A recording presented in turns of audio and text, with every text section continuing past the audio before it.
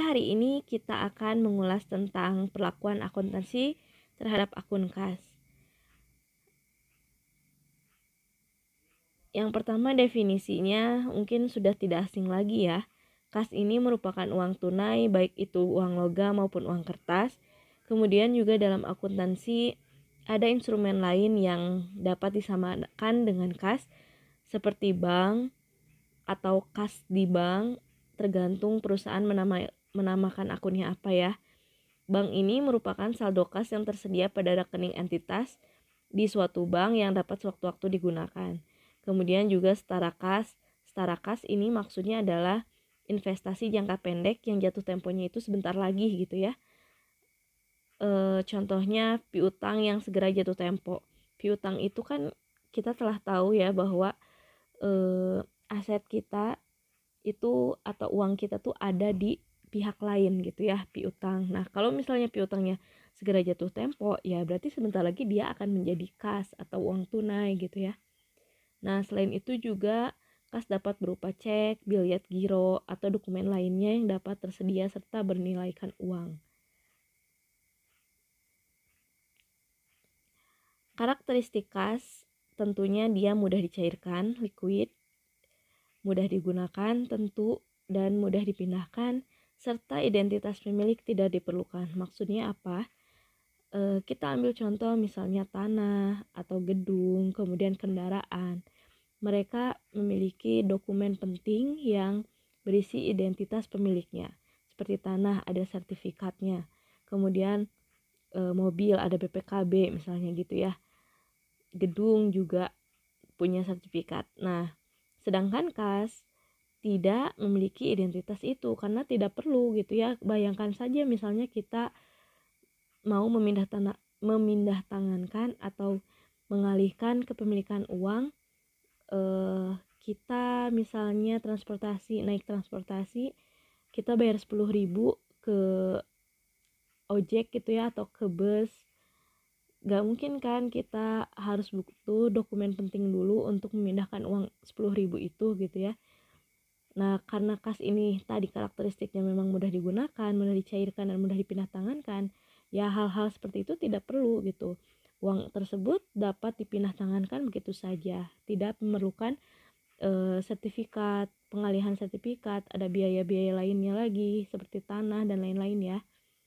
Gitu maksud. Kemudian kas juga merupakan salah satu akun yang harus memiliki pengendalian yang memadai. Beberapa hal yang dapat dilakukan dalam mengendalikan akun kas yaitu keamanan penyimpanan, tentu ya. Jadi perusahaan dapat memilih misalnya kasnya ini mau disimpan secara tunai dalam jumlah berapa, kemudian sisanya itu lebih baik ke bank biasanya ya, disimpan di akun bank. Kemudian pemisahan tugas antara yang menerima, mencatat, menyetujui, dan menyimpan kas yaitu seyogianya adalah orang yang berbeda gitu. Jadi ada kasir, ada bendahara misalnya, kemudian ada yang bagian otorisasi menyetujui, itu adalah orang-orang yang berbeda harusnya. Kemudian setiap transaksi harus didukung dokumen. Pasti ya, nota, kwitansi, bukti transaksi lainnya itu harus ada. Kemudian dilakukannya pengecekan terhadap kas secara berkala, misalnya setiap bulan atau setiap 3 bulan sekali, 6 bulan sekali, tergantung kebutuhan perusahaan. Kemudian dibuatnya perencanaan arus kas. Ini tentu arus kas juga berguna ya, karena kita ingin melihat pos-pos manakah yang akan dipakai. Apakah misalnya modal perusahaan ini akan digunakan lebih ke investasinya atau pendanaan terhadap aset atau misalnya persediaan barang gitu ya, penjualan, pembelian ke supplier dan lain-lain. Kemudian pengendalian penerimaan kas dan pengeluaran kas, jangan sampai penerimaan lebih kecil daripada pengeluarannya begitu besar sedangkan penerimaan tidak bisa mengimbangi. Ini juga harus dikontrol oleh bagian manajer keuangan. Kemudian merekonsiliasi saldo kas dengan bank, ini mencocokkan nanti. Nah, ini yang akan kita bahas lebih dalam ya, merekonsiliasi saldo kas dengan bank. Kemudian dibuatnya pengelolaan kas kecil atau pengeluaran dengan cek sistem voucher. Kemudian ada rotasi tugas. Rotasi tugas maksudnya adalah adanya misalnya orang yang megang di pencatatan itu enggak terus mereka ada di pencatatan. Mereka dirotasi ke bagian yang lain, misalnya ke penjualan kah, ke pembelian kah, untuk meminimalisir kecurangan-kecurangan yang timbul akibat dipegang oleh orang yang sama dalam waktu yang lama gitu ya. Karena kan bisa aja kalau dia udah megang kasir selama bertahun-tahun, akhirnya dia tahu celah mana nih yang bisa dicurangi gitu ya. Jadi perusahaan bisa meminimalisir kejadian seperti itu dengan adanya rotasi tugas.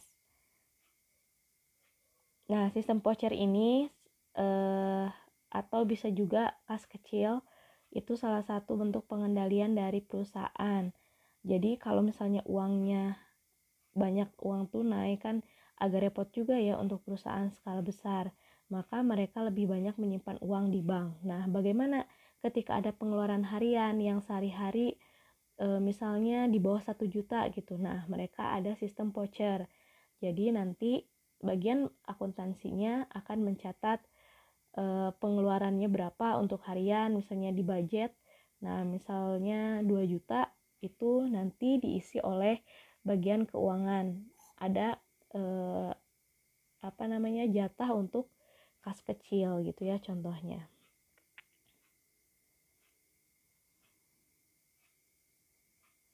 Nah, selanjutnya rekonsiliasi bank. Ini adalah salah satu bentuk pengendalian kas guna untuk mencocokkan catatan kas di bank dengan catatan kas yang ada di perusahaan. Karena tidak dipungkiri bahwa sering terjadi perbedaan gitu ya, saldo akhir kas menurut catatan bank dengan saldo akhir kas menurut catatan perusahaan. Nah, ada beberapa hal yang bisa menyebabkan adanya perbedaan saldo kas menurut bank dan saldo kas menurut perusahaan. Di antaranya yang pertama adanya setoran dalam perjalanan atau istilahnya deposit in transit. Setoran dalam perjalanan ini dapat mengakibatkan menurut saldo kas uang itu sudah dicatat masuk, tapi menurut bank setoran dalam perjalanan itu belum ada gitu karena ya belum sampai uangnya. Jadi misalnya kalau kita gambarkan ada pihak lain yang mentransfer uang ke perusahaan kita misalnya. Namun karena suatu hal si uang ini belum sampai ke rekening kita gitu ya. Belum sampai uangnya. Dia masih ada di perjalanan. Entah itu misalnya karena proses kalau kita sering dengar ya, kalau kita mau transfer beda bank suka ada clearing atau FTGS yang mana itu memakan waktu.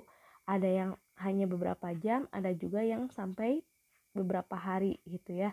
Nah, menurut catatan perusahaan saat pihak tersebut mentransfer ke perusahaan kita, maka dicatat oleh perusahaan bahwa sudah ada uang masuk gitu ya, kas terhadap misalnya piutang atau terhadap penjualan apapun ya. Nah, namun ternyata menurut bank uangnya belum masuk karena memang dia masih ada dalam perjalanan gitu. Maka dikatakan setoran dalam perjalanan. Yang kedua adalah cek yang masih beredar, outstanding check. Nah, kalau ini cek yang dibuat dan telah dikeluarkan namun belum dicairkan oleh pelanggan penerima cek ke bank. Jadi kalau ini misalnya kita sudah membayar atas pembelian kita kepada supplier misalnya ya. Nah, kita memberikan pembayaran berupa cek. Namun supplier ini tidak langsung mencairkannya. Jadi dia masih pegang tuh ceknya gitu ya. Kertas ceknya tuh masih dia pegang. Sedangkan di pembukuan kita sudah mencatat bahwa itu pembayaran tersebut sudah menjadi pengeluaran kas gitu ya. Sedangkan di bank karena uangnya belum dicairkan, karena ceknya belum dicairkan, maka belum ada pengurangan sebesar nominal tersebut gitu. Misalnya kita udah bayar ke supplier 10.000 nih ya, misalnya $10.000.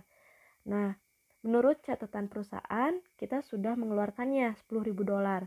Namun menurut bank, karena belum dicairkan, uangnya belum dikeluarin, sama supplier kita belum dicairkan ke bank, maka ya uangnya masih tersimpan gitu. Menurut catatan bank. Gitu ya. Ini juga menyebabkan perbedaan saldo antara bank dan perusahaan. Selanjutnya, cek tidak cukup dana. Cek yang dibuat dan telah dikeluarkan namun belum bisa dicairkan oleh bank karena dana atau saldo penerbit cek tidak mencukupi. Jadi, suatu entitas memberikan cek kepada rekannya, misalnya kepada pihak lain, tapi ternyata cek tersebut kosong, ya otomatis tidak bisa dicairkan. Maka ini juga akan membuat saldonya selisih ya. Kemudian adanya penagihan piutang wesel beserta bunganya lewat bank yang belum dicatat.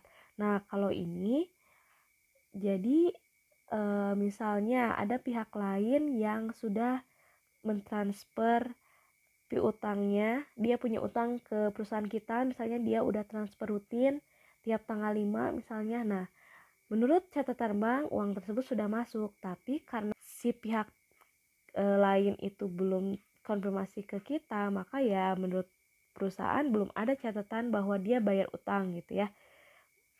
Maka selisih dengan bank, karena di bank sudah dicatat sebagai pemasukan. Nah, biasanya di akhir bulan bank itu memberikan pendapatan bunga atau jasa giro kepada kita. Namun kan kita nggak tahu ya, perusahaan nggak tahu nominalnya berapa, dapat pendapatan bunganya kapan gitu. Nah, maka ini juga bisa menjadi penyebab perbedaan saldo tersebut. Kemudian adanya biaya bunga, maksudnya biaya jasa. Kemudian juga kesalahan pencatatan yang harusnya misalnya dicatat 1771, ini dicatat 1171 misalnya gitu ya, beda angka. Itu juga bisa menjadi penyebab perbedaan saldo. Selanjutnya, prosedur dalam rekonsiliasi bank ya tentunya yang pertama mencocokkan pemasukan dan yang kedua mencocokkan pengeluaran. Contoh kasusnya akan dibahas di video berikutnya ya. Terima kasih.